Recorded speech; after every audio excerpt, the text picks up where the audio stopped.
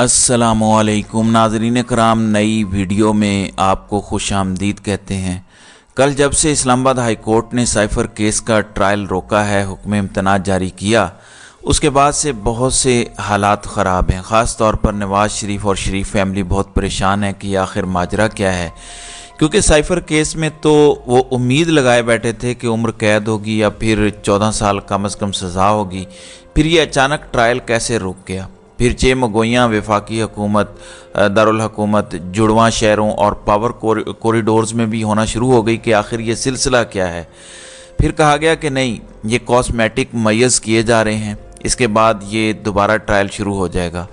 मसला ये है कि पाकिस्तान तहरीक इंसाफ के चेयरमैन इमरान खान ट्रायल रोकने के लिए तो गए ही नहीं। वो तो सिर्फ इसलिए गए कि ये जेल ट्रायल गलत है।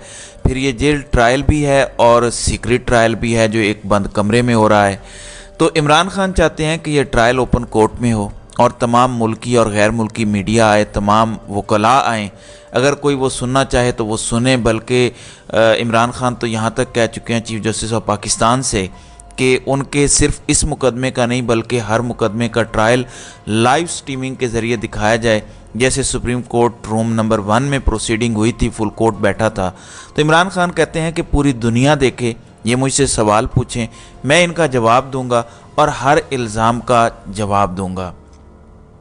अब नाज़रीन इकराम, हुआ ये है कि पहले से तय कर लिया गया कि इमरान खान को हमने हर सूरत जेल में रखना है और ये हुक्म हाकिम है और ये हुक्म हाकिम हर जगह फैलाया जा रहा है। फिर जो ताकतवरों के इनफॉर्मल स्पोक पर्सनस हैं, माउथ पीसीज हैं, वो ये बात फैला रहे हैं कि ये फैसला तो हो चुका है कि इमरान खान तवील अरसे तक जेल में रहेंगे और बाहर नहीं आएंगे। ख़ास साइफ़र केस हो, नैब का मामला हो या कोई और केस हो, इमरान खान इलेक्शन के दौरान भी अंदर रहेंगे और लंबे रहेंगे। फिर फैसल वाडा इस सारी गुफ्तगू के रूह रवां हैं, वो ये सब बताते हैं। इसलिए इमरान खान तो सिर्फ ओपन ट्रायल के लिए हाई कोर्ट गए। बहरहाल अब आ चुका है उसका तहरीरी हुक्मनामा। तहरीरी हुक्मनामे ने एक और क्लैरिटी पैदा कर दी है, बल्कि एक और मसला भी खड़ा कर दिया है। तहरीरी हुक्मनामे में जस्टिस मियां गुल हसन औरंगज़ेब और जस्टिस सुमन रिफत की जानिब से ये बयान आया कि बादियुन नज़र में इमरान खान के जेल ट्रायल को ओपन ट्रायल नहीं कहा जा सकता, और बात भी यही असल में है। तो इमरान खान के जेल ट्रायल को ओपन ट्रायल नहीं कहा जा सकता। जेल ट्रायल के लिए पेशगी शराइत पूरी करने की कोई दस्तावेज़ रिकॉर्ड पर नहीं लाई गई, क्योंकि रिकॉर्ड मांगा गया था कि आप किस बुनियाद पर जेल ट्रायल कर रहे हैं।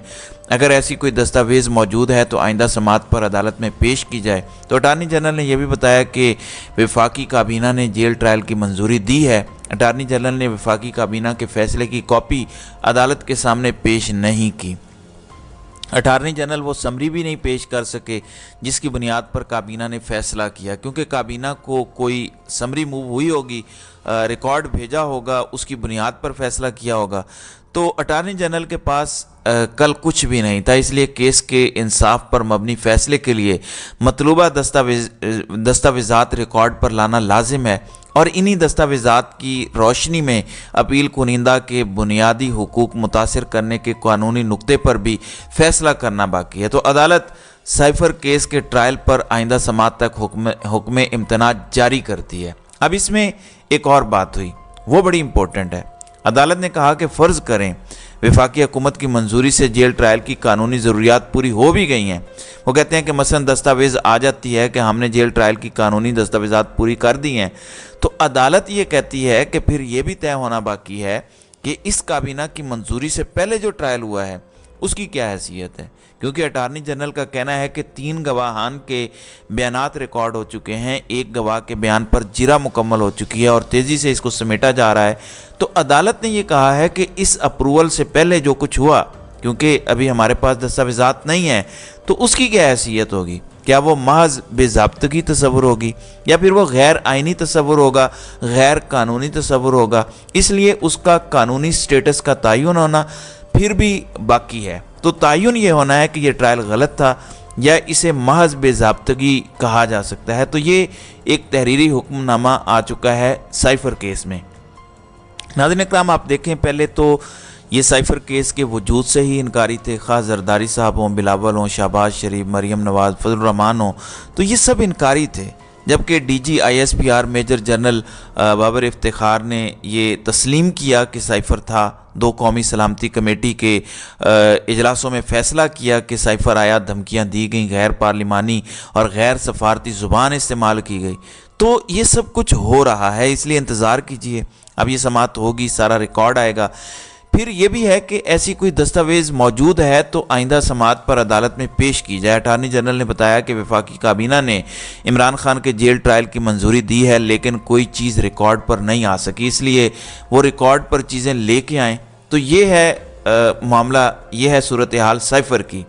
اب یہ مزید آگے چلے گا، اس کی وجہ یہ ہے کہ جب آپ بند کمروں میں بیٹھ کے آف دا ریکارڈ اپنی پراکسیز کے ذریعے یہ بتانا شروع کر دیں کہ عمران خان تو الیکشن میں نہیں ہے، پاکستان تحریک انصاف کے امیدواروں کو بھی ہم میدان میں نہیں اترنے دیں گے، بلکہ اگر وکلاء آئیں گے تو وکلاء کو بھی ہروایا جائے گا، جب یہاں تک کہا جائے اور سیٹوں کی بندرباٹ ہو رہی ہو تو ان حالات میں یہی ہوتا ہے۔ پھر دوسری جانب القادر ٹرسٹ کیس ہے۔ اب القادر ٹرسٹ میں 3 دفعہ ایکسرسائز اس سے پہلے ہو چکی ہے۔ سب سے پہلے 9 مئی کو عمران خان کو القادر ٹرسٹ میں گرفتار کیا نیب نے، ویسے نیب نے نہیں کیا، کروایا، اور جس بےہودہ طریقے سے کروایا اس کے بعد پورے ملک میں ایک فساد کھڑا کیا گیا۔ اس کے بعد 9 مئی کی آڑ میں ایک ملک گیر آپریشن شروع کیا گیا پاکستان تحریک انصاف کے خلاف، جو ابھی تک جاری ہے اور یہ الیکشن تک جاری رہے گا، کیونکہ لسٹیں بن رہی ہیں 8 مہینے کے بعد بھی جیو فینسنگ ہو رہی ہے، اور اس کے اکارڈنگلی پاکستان تحریک انصاف کے متحرک لوگوں کو اٹھایا جا رہا ہے اور ان کو کنارے لگایا جا رہا ہے تاکہ وہ الیکشن میں حصہ نہ لے سکیں، الیکشن کمپین نہ چلا سکیں اور الیکشن والے دن اپنے ووٹر سپورٹر کو متحرک نہ کر سکیں۔ اس لیے ان کے معاملات عام عدالت میں نہیں لے کے جائے جا رہے بلکہ پینڈنگ رکھے جا رہے ہیں، تاکہ کسی بھی طریقے سے فوجی عدالتیں آئیں اور فوجی عدالتوں میں ہم ان کے مقدمات سنیں۔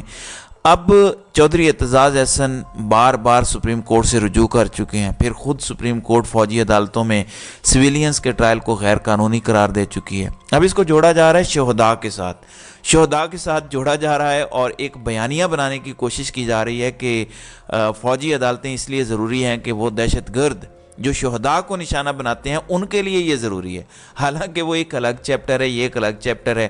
اس میں چودھری اعتزاز احسن ان ڈیٹیل بتا چکے ہیں کہ جو مقدمات گئے تھے جسٹس وقار سیٹھ کے پاس، 300 سے زائد مقدمات تھے جن میں فوجی عدالتوں نے سزائیں سنائی تھیں، ان سب کا ایک ہی پیٹرن تھا کہ تمام ملزمان اعتراف جرم کر رہے ہیں اور کسی چیز کی ضرورت نہیں ہے اور ان کو سزائیں سنائی گئیں۔ تو یہ مائنڈ ہی اپلائی نہیں کرتے ملٹری کورٹس میں۔ پھر دوسری جانب جنرل فیض کو قابو کرنے کی کوشش کی جا رہی ہے انڈائریکٹ طریقے سے، ورنہ اگر ملٹری اسٹیبلشمنٹ یا ملٹری لیڈرشپ چاہے تو جنرل فیض حمید کے خلاف وہ خود کارروائی کا آغاز کر سکتے ہیں، کیونکہ وہ پہلے انہی کے انڈر اور زیر کنٹرول ہیں۔ وہ ایک ریٹائرڈ فوجی افسر کے خلاف سب کچھ کر سکتے ہیں، بالکل اسی طریقے سے جیسے جنرل امجد شعیب کے خلاف زیادتی کی گئی، ان کو حوالات میں بند کیا گیا۔ اسی طریقے سے بے شمار ریٹائرڈ فوجیوں کی پینشنز بند کر دی گئیں کہ وہ رجیم چینج آپریشن کے خلاف تھے، اس کو تسلیم نہیں کر رہے تھے، اپنا موقف اور اپنا پوائنٹ آف ویو پیش کر رہے تھے۔ پھر میجر جنرل اعجاز ایوان ہیں، کئی دیگر ریٹائرڈ جرنیل ہیں جن کو اٹھایا گیا اور بعد میں چھوڑا بھی گیا، جو رجیم چینج کو نہیں سپورٹ کرتے، ان کے خلاف تو باقاعدہ انتقامی اور انضباطی کارروائیاں کی جا رہی ہیں۔ جبکہ دوسری جانب جنرل فیض حمید کا معاملہ بار بار سپریم کورٹ کو بھیجا جاتا ہے تاکہ سپریم کورٹ کوئی حکم صادر کرے۔ پھر نجی ہاؤسنگ سوسائٹی کا معاملہ ہے، تو سپریم کورٹ نے دونوں دفعہ اس معاملے میں آنے کی بجائے انہیں اپروپریٹ فورم پر جانے کا حکم دیا ہے۔ ان کا خیال تھا کہ چونکہ قاضی فائز عیسیٰ چیف جسٹس بن گئے ہیں، وہ ان کے خلاف ایکشن کریں گے، کیونکہ جنرل فیض کا ذکر ہے فیض آباد دھرنا کیس میں بھی۔